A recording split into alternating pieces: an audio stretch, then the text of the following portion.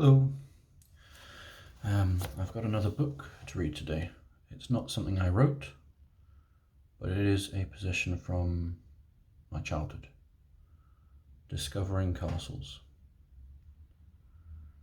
When I was young, I don't know how old, but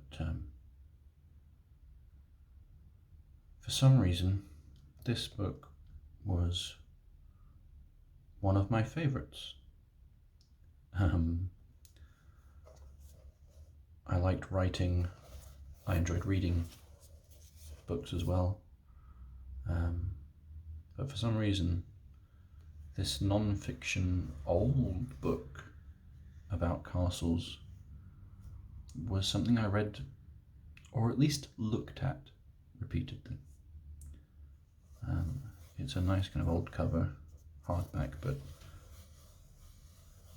it feels a bit rough. It's got a nice little picture of a castle. Let's see what it says there. Earnshaw, maybe the writer.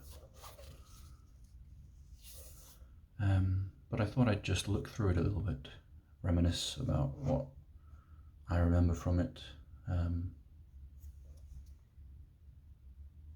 See what springs to my mind.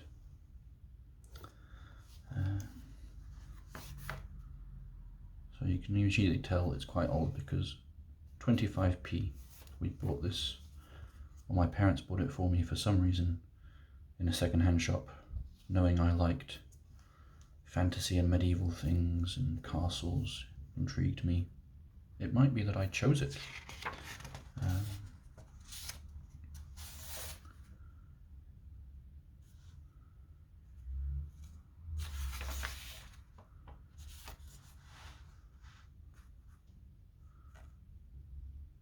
few different discovering things.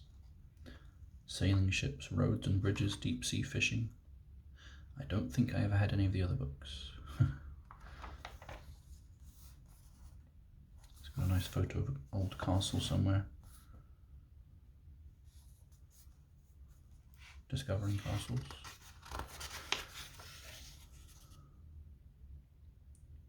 Copyright 1953.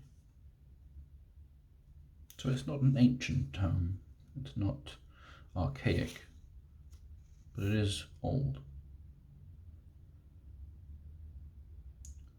And today is actually my birthday, so I've got a bit older today, further removed from when this book, for whatever reason, fascinated me.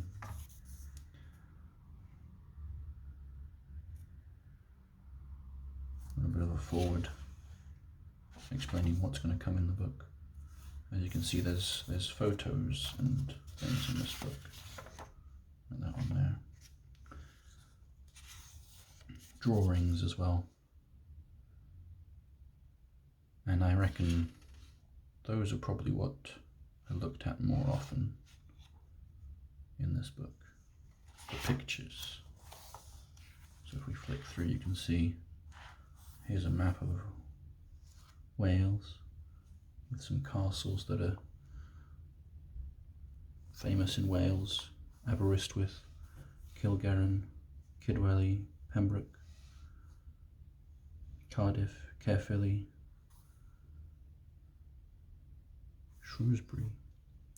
Some of the crests, you've got the Welsh dragon, you've got the 3 lions, you've got a sea monster, roughly where Liverpool is, I believe. A little Arblast, looks a bit like a ballista of some kind. But it had lots of nice pictures and diagrams. So you can see there's a chapel in the Tower of London. Someone's drawn that rendition. Here, a view from the dais of the Great Hall in Stokesay.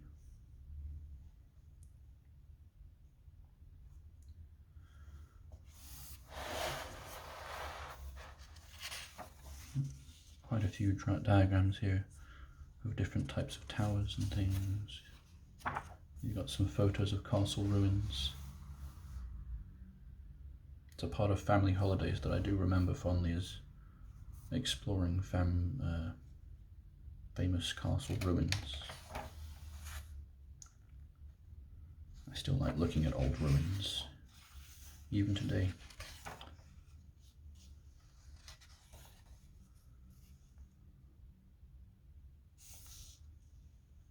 And I think it might be the books I enjoyed reading and the stories I enjoyed hearing about knights and castles and wizards and magic. And so I think this book helped me visualize castles, perhaps. Looking at the actual layouts, how thick the walls really were. In the games I played in my imagination or with toys or eventually on the computer, I guess. And today, playing Dungeons and Dragons and things like that, I have these memories to draw on of what a castle might look like, how it might be defended, what its purpose was.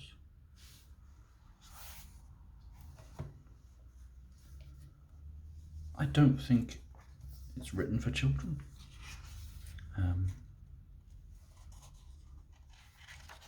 But I don't think I read it much as a child. The odd bit here and there, the captions for the pictures more than anything probably. But it's written in quite a excited way. Castles. Does that word stir you with visions of gallant bravery on the battlements, of long watches on lofty towers, or of dark days in damp and eerie dungeons? Do you see the drawbridge rise above the moat and hear the clang of the portcullis as it closes against the herald who approaches the gatehouse? Do you hear the scurry of the garrison as they seize arms and run to their posts on the walls? If so, this is the book for you. If not, it is still the book for you. So, Alice Gregory obviously thinks this is a good book.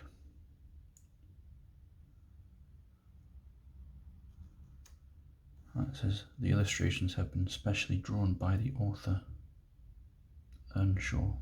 Walter Earnshaw, it says there. Presumably he took the photos as well.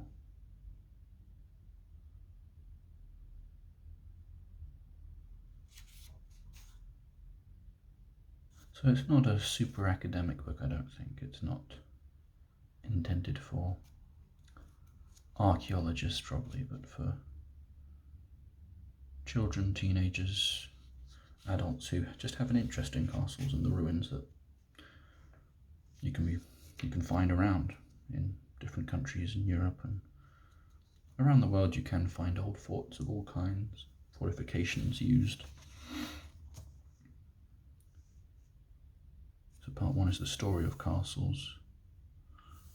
I vaguely remember some of this.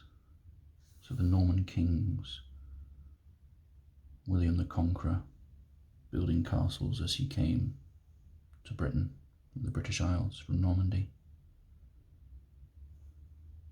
This bit I don't think interested me as much, how to find out more about castles, drawing them, where to find them maybe.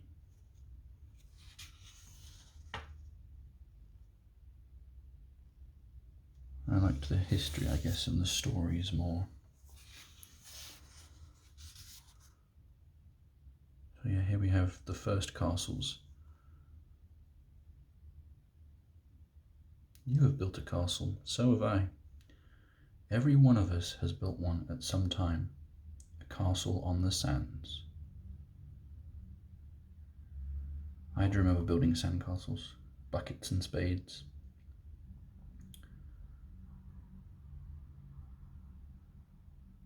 There's one on the beach there.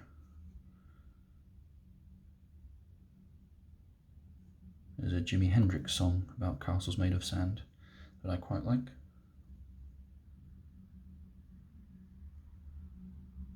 But I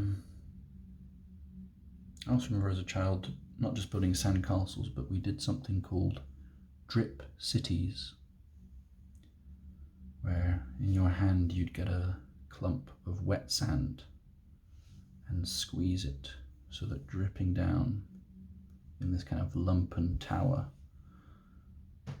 was something like a skyscraper or a tower, or perhaps it might just be a lump. But we called them drip cities because you could quickly create, by taking up these wet clumps of sand and dripping them down, a whole little forest almost of these spires. And they might be used in conjunction with a castle or fort of some kind, or a big mound like this one.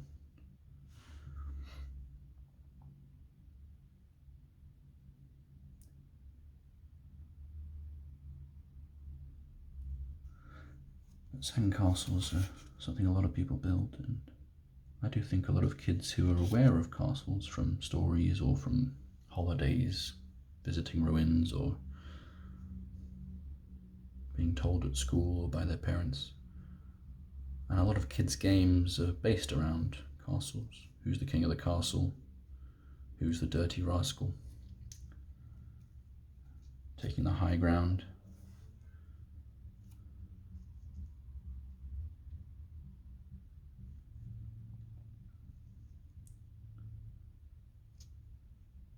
This is saying that castles were actually, in the UK at least, built by the occupying forces of the Normans, so that they wouldn't get thrown back out again.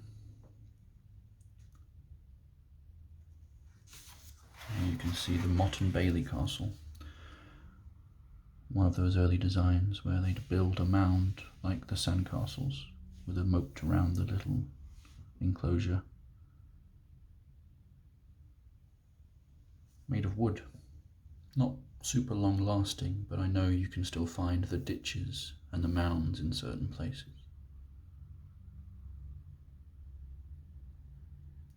You can also find, I've been to a few hill forts, not quite as structured as this, but just built up rings of mounds to impede attackers' progress.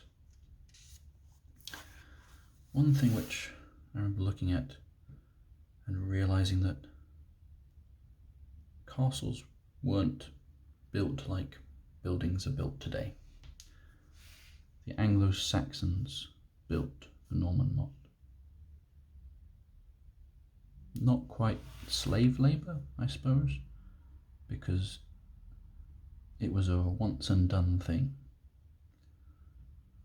The Anglo-Saxons were conquered and the Normans forced them to build a castle.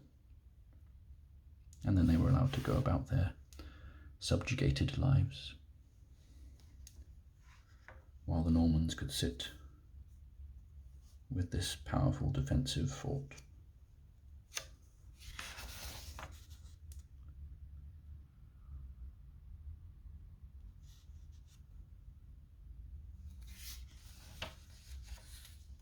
A little tear in the page there. Pictures of sieges, artist rendition and the author's little sketch. This is the excitement and the action. As a child I would have looked at these and gone, ooh, what's happening here? Who's the hero?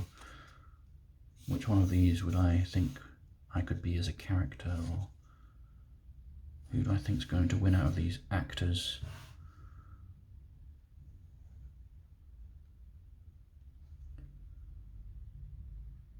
All quite clean.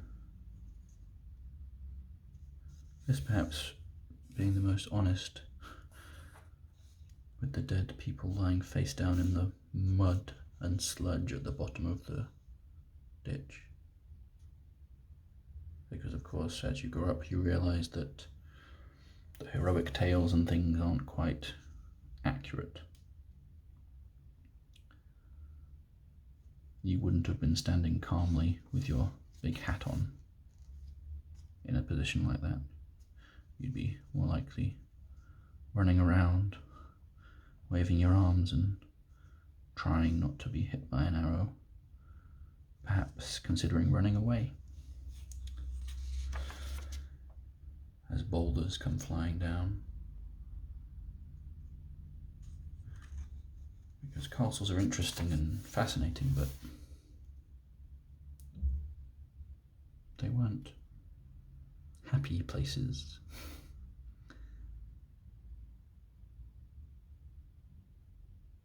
You had some things that might be in a castle, Colchester Castle floor plan. Grand halls. You see in lots of TV programs where they have feasts. But I remember finding out in this that grand halls were not clean places either, just as those sieges are actually much more gory and horrifying. Grand meeting halls were often filled with animals and stank, probably. The evolution here to a stone keep, still with a motte and bailey, but with stone walls and a stone gate, and still with them not there to look around the surrounding countryside and be ready for attack.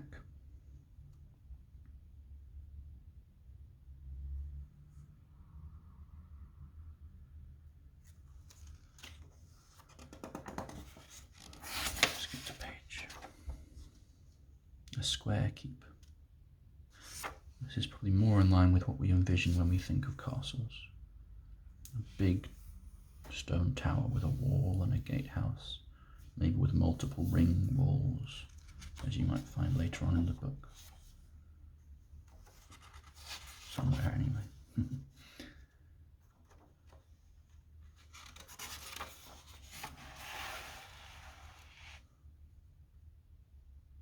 These big dominating structures in the keeps. The Tower of London, big and square with multiple walls. Not necessarily part of any battles as far as I'm aware, and often used more like a prison or dungeon for traitors and enemies of the crown.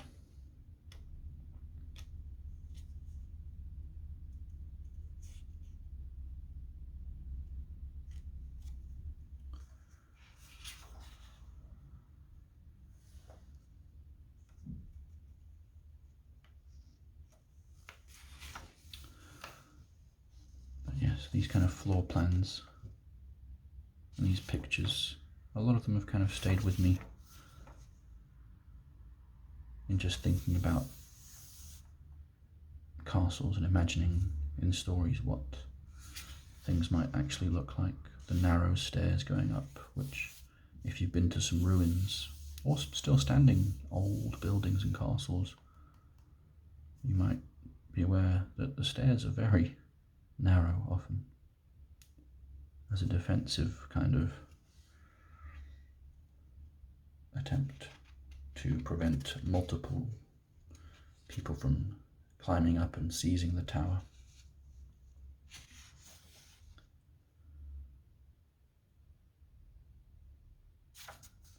This is a bit of a trip down memory lane rather than anything else, I suppose. But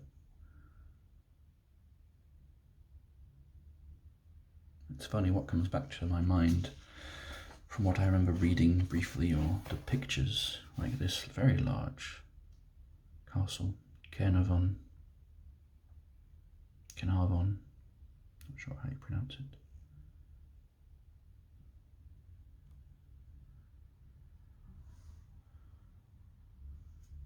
These huge structures that would dominate the countryside and the country. Yeah. Traditional castles, what you might imagine. A big moat, a big keep, multiple walls and towers all around, a big gatehouse.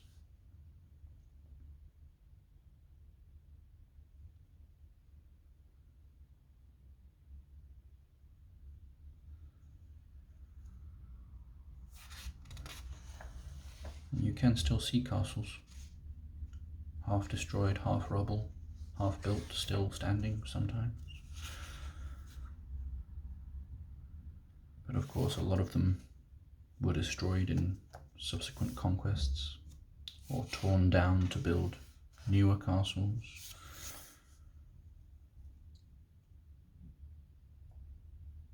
These days the things that still survive you'd call palaces, houses of the rich and wealthy and great families, who, rather than building it as a defensive structure, it was a symbol of their power and control, rather than a necessary fortress, as the Normans needed.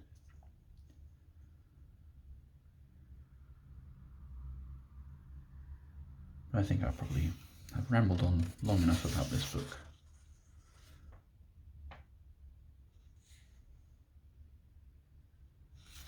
It is a strange thing to think that this was one of my favourite things to read and look at as a child. Perhaps not for as long as I have in my memory. It might have been a year or two of reading it and looking back through it, and then onto the bookshelf, where it's stayed and moved from house to house, until now to be opened up again for nostalgia.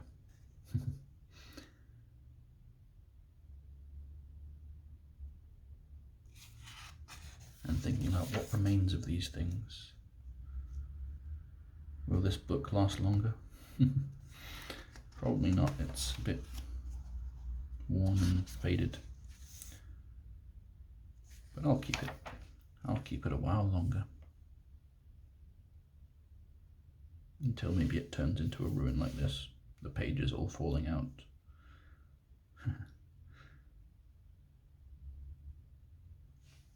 As the end of the castles comes.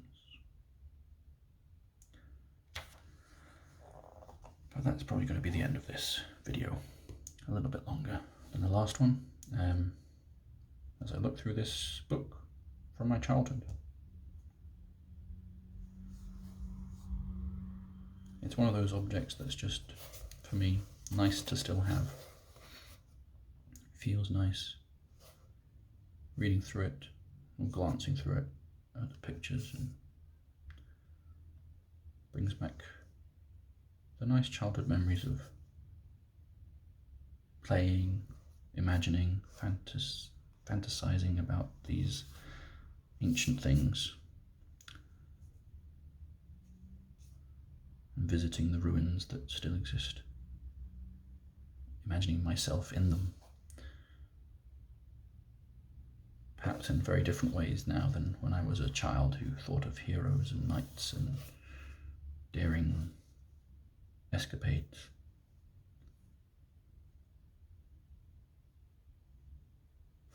Anyway, I do keep rambling, so I will say goodbye for now.